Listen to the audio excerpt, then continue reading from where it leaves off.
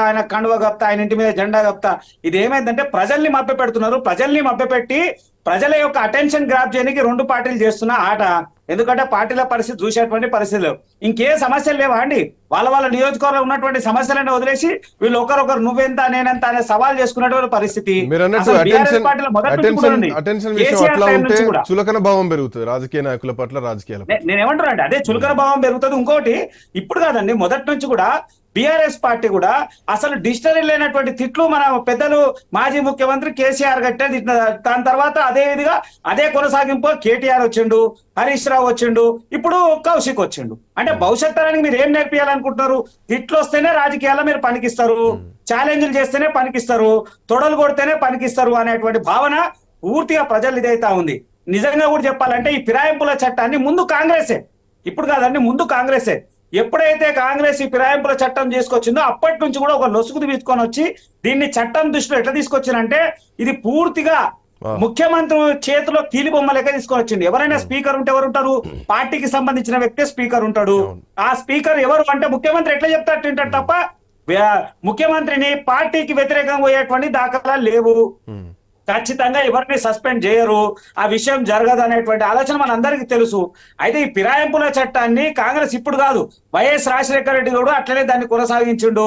దాని తర్వాత బీఆర్ఎస్ దాన్ని అసలు ఫిరాయింపుల చట్టాన్ని బీఆర్ఎస్ వాడుకున్నంత ఇంకెవరు వాడుకోలే, అంత వాడుకుంది. ఇవాళ చిట్ట చివరికి వచ్చే వరకు ఏమైంది? ప్రజల్ని మోసం చేస్తా ఉన్నాడు. అక్కడున్న నియోజకవర్గంలోనే ఇక్కడ నియోజకవర్గ ప్రజలు ఏం కావాలి? తర్వాత ప్రాంతీయ భేదం తీసుకొని వచ్చి ఒకరి మీద ఒకరు వేదాభిప్రాయాలు తీసుకొని వచ్చేటువంటి అవసరం ఏముందో వీళ్ళిద్దరికి తెలియాలి. వీళ్ళిద్దరు ప్రజాప్రతినిధులకు లేరు, వీధి రౌడీలకు విధిస్తున్నారు. అది సరైనటువంటి పద్ధతి కాదు. లాండ్ ఆర్డర్ ప్రాబ్లం వస్తుంది, అనేకమైనటువంటి విషయాలండి, ఒకటి కాదు అనేకమైన విషయాల వరకు ఇబ్బందులు కలిగేటువంటి ప్రమాదం కనబడుతున్నా వీళ్ళు ఇష్టారీతిగా పనిచేస్తా ఉన్నారో తెలియదు. ఛాలెంజ్ చేసి నేను వాళ్ళ ఇంటికి పోతా వీళ్ళింటికి పోతా. నిజంగా కూడా చెప్తున్నా, అరకెప్పుడు గాంధీ 10-12 కార్లు తీసుకొని కాన్వాయ్ పోతుంటే డిపార్ట్మెంట్ ఏం చేస్తుందో తెలియదు.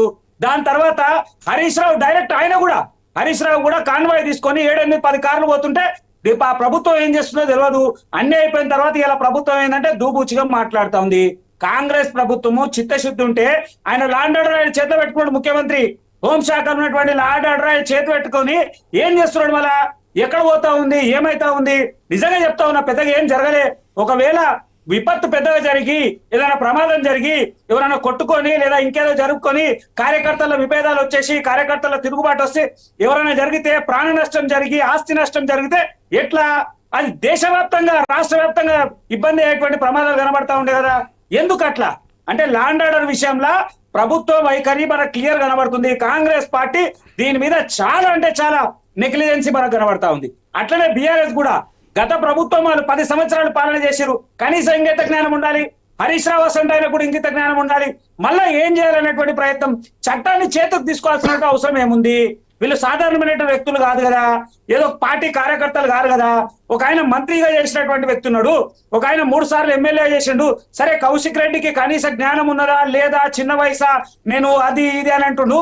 నేను అదంతా పక్కన పెడతాను. ఈ సీనియర్ నాయకులు ప్రజల్లో మంచి అభిప్రాయం ఉన్నటువంటి వీళ్ళు ఇలాంటి పనులు చేస్తుంటే ప్రజల్లో ఎక్కడ పోతా ఉంటది ఆలోచన?